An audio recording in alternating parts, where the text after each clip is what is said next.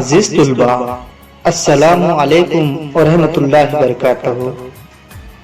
तो आइए आज हम तारीख की किताब से सबक नंबर 5 कदीम भारत में मजहबी रुझानात के बारे में मालूमात हासिल करने जा रहे हैं।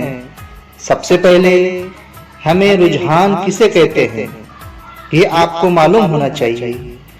रुझान यानी तबीयत या जहन वगैरह का कुदरती या फितरी झुकाव और रग़बत, तवज्जो या दिलचस्पी होता है।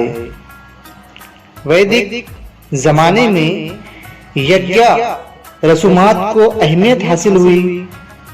इसका इल्म सिर्फ पुरोहितों को ही था, दूसरों को वो इल्म हासिल करने की आजादी नहीं थी। जात पात या तबकाती निजाम की पाबंदियां सख्त होती चली गई।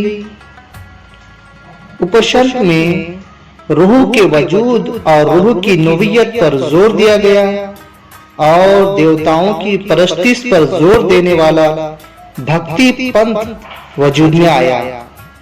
जैसे शिव भक्ति करने वाला शिव पंथ और विष्णु की भक्ति करने वालों का विष्णु पंथ वजूद में आया।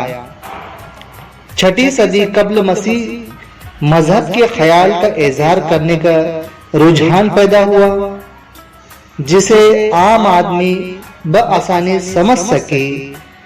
हर शख्स को इस बात का एहसास हुआ कि खुद की तरक्की का रास्ता तलाश करने की आजादी है।